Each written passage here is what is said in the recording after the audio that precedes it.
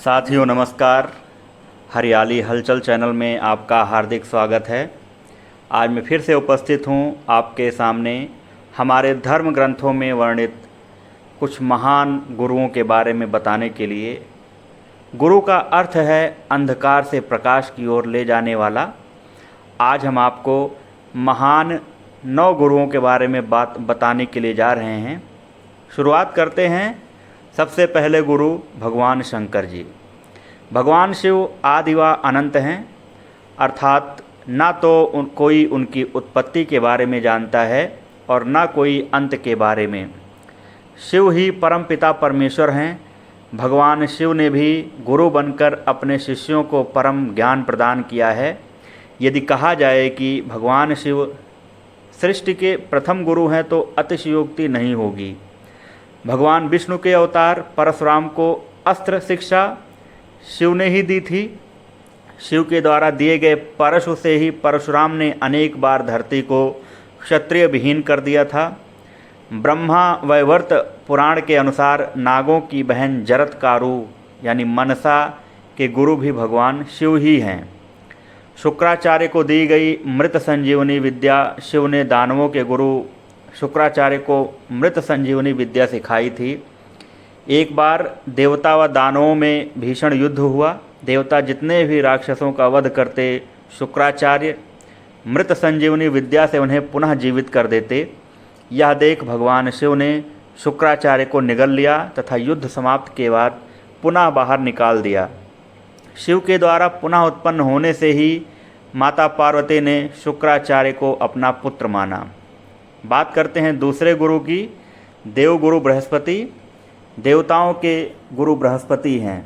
महाभारत के आदि पर्व के अनुसार बृहस्पति महर्षि अंगिरा के पुत्र हैं। ये अपने ज्ञान से देवताओं को उनका यज्ञ भाग व हवि प्राप्त कराते हैं। असुर एवं दैत्य यज्ञ में विघ्न डालकर देवताओं को क्षीण कर हराने का प्रयास करते रहते हैं।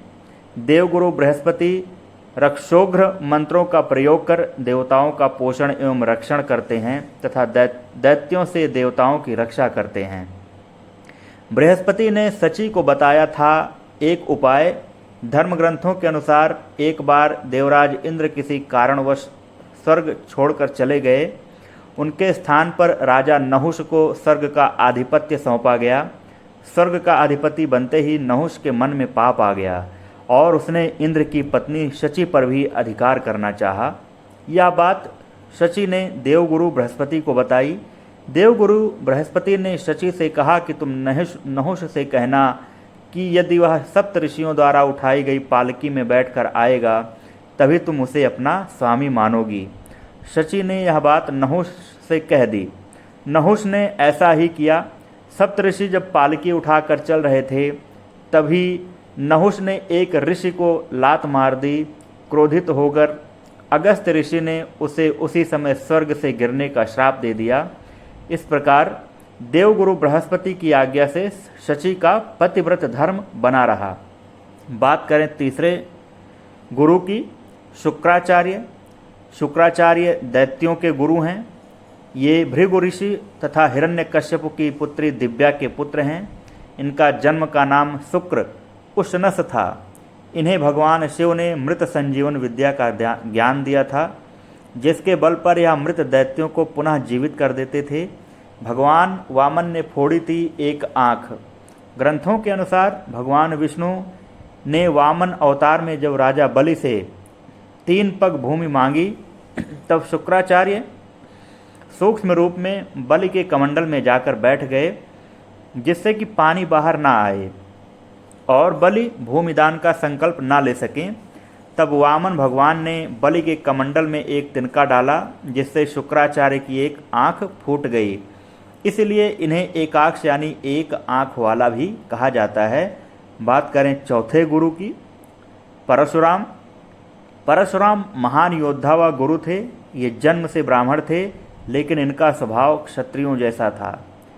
धर्म ग्रंथों के अनुसार ये भगवान विष्णु के अंश अवतार थे। इन्होंने भगवान शिव से अस्त्र शस्त्र की शिक्षा प्राप्त की थी।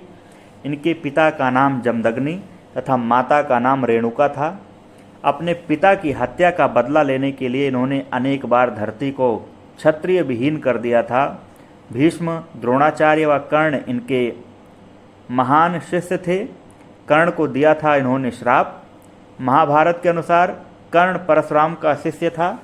कर्ण ने परशुराम को अपना परिचय एक सूत पुत्र के रूप में दिया था। एक बार जब परशुराम कर्ण की गोद में सिर रखकर सो रहे थे, उसी समय कर्ण को एक भयंकर कीड़े ने काट लिया। गुरु की नींद में विघ्न ना आए ये सोचकर कर्ण दर्द सहते रहे, लेकिन उन्होंने परशुराम को नींद से नहीं उठाया।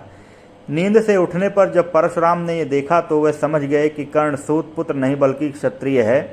तब क्रोधित होकर परशुराम ने कर्ण को श्राप दिया कि मेरी सिखाई हुई शस्त्र विद्या की जब तुम्हें सबसे अधिक आवश्यकता होगी उस समय तुम वह विद्या भूल जाओगे। इस प्रकार परशुराम के श्राप के कारण ही कर्ण की मृत्यु हुई।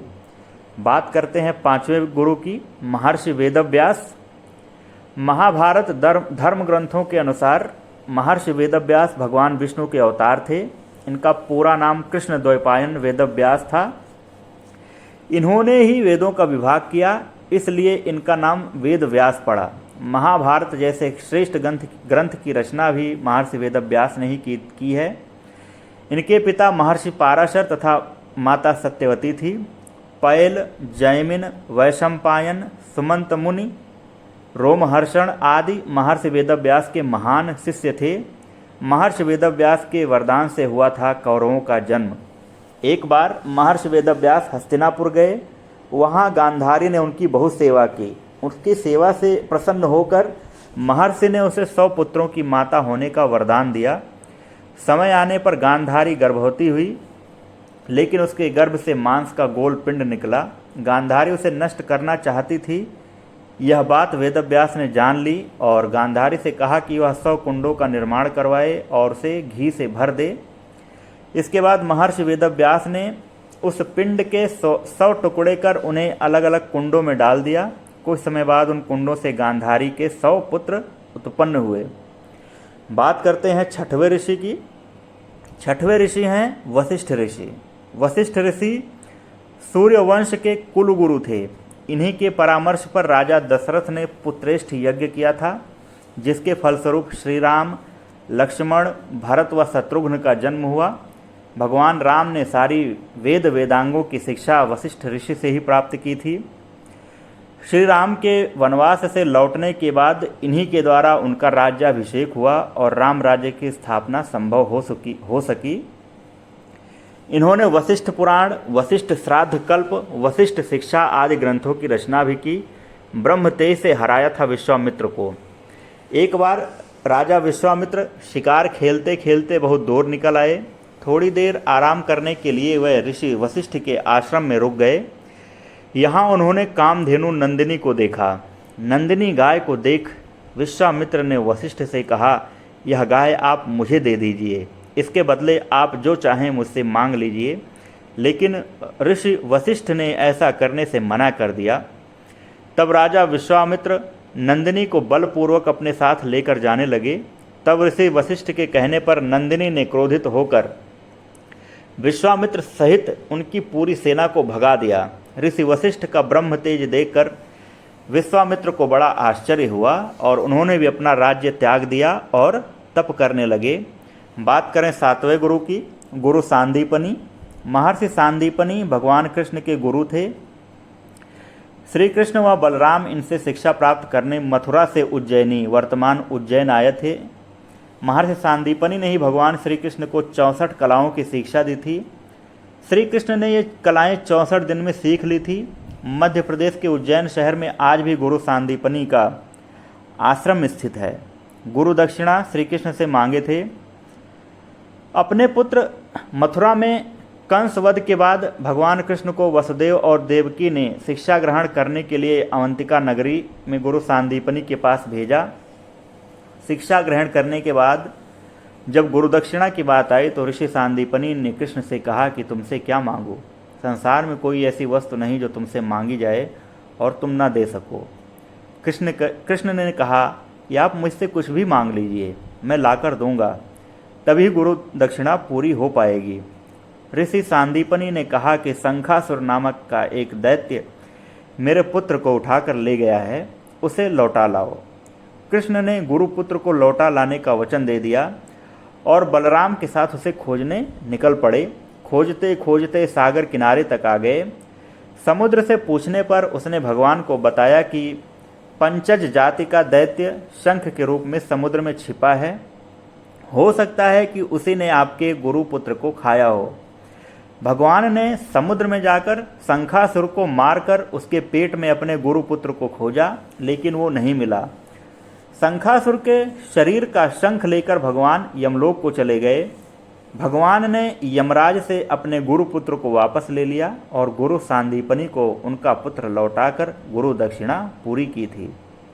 बात करें 8वें गुरु की, ब्रह्मर्षि विश्वामित्र। धर्म ग्रंथों के अनुसार विश्वामित्र जन्म से क्षत्रिय थे, लेकिन इनकी घोर तपस्या से प्रसन्न भगवान ब्रह्मा ने इन्हें ब्रह्म ऋषि का पद प्रदान किया था।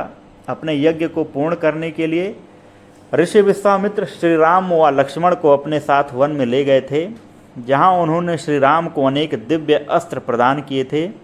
रामचरितमानस के अनुसार भगवान श्री राम को सीता स्वयंवर में ऋषि विश्वामित्र ही लेकर गए थे, इसलिए बाद में ब्रह्मर्षि बने विश्वामित्र। विश्वामित्र के पिता का नाम राजा गाध ही था। राजा गाध की पुत्री सत्यवती का विवाह महर्षि भृगु के पुत्र ऋचिक से हुआ। विवाह के बाद सत्यवती ने अपने ससुर महर्षि भृगु से अपने व अपनी माता के लिए पुत्र की याचना की। तब महर्षि भृगु ने सत्यवती को 2 फल दिए और कहा कि ऋतु स्नान के बाद तुम गूलर के वृक्ष का तथा तुम्हारी माता पीपल के वृक्ष का आलिंगन करने के बाद ये फल खा लेना। किंतु सत्यवती व उनकी मां ने भूलवश इस काम में गलती कर दी। यह बात महर्षि भृगु को पता चल गई। तब उन्होंने सत्यवती से कहा कि तूने गलत वृक्ष का आलिंगन किया है, इसलिए तेरा पुत्र ब्राह्मण होने पर भी क्षत्रियों गुण वाला होगा और तेरी माता का पुत्र क्षत्रिय होने पर भी ब्राह्मणों की तरह आचरण करेगा। यही कारण था कि क्षत्रिय होने के बाद भी विश्वामित्र ने ब्रह्मर्षि का पद प्राप्त किया था। बात करते हैं 9वें और आखिरी गुरु की, द्रोणाचार्य। महान धनुर्धर योद्धा थे। उन्होंने ही कौरव व पांडवों को अस्त्र शस्त्र की शिक्षा दी थी। महाभारत के अनुसार द्रोणाचार्य देवगुरु बृहस्पति के अंश अवतार थे। इनके पिता का नाम महर्षि भरद्वाज था। द्रोणाचार्य का विवाह शरद्वान की पुत्री कृपि से हुआ था। इनके पुत्र का नाम महान अश्वत्थामा था। महान धनुर्धर अर्जुन इनका प्रिय शिष्य था। अर्जुन को दिया था इन्होंने एक वरदान। एक बार गुरु द्रोणाचार्य नदी में स्नान कर रहे थे, उसी समय उन्हें एक मगर ने पकड़ लिया। वह सहायता के लिए अपने शिष्यों को पुकारने लगे। वहाँ दुर्योधन, युधिष्ठिर, भीम, दुशासन आदि बहुत से शिष्य खड़े थे, लेकिन गुरु को विपत्ति में देख वह भी बहुत डर गए। तब अर्जुन ने अपने तीखे बाणों से उस मगर का अंत कर दिया। अर्जुन की वीरता देखकर गुरु द्रोणाचार्य ने उसे श्रेष्ठ धनुर्धर होने का वरदान दिया। तो साथियों, ये थे हमारे धर्म और पुराणों में वर्णित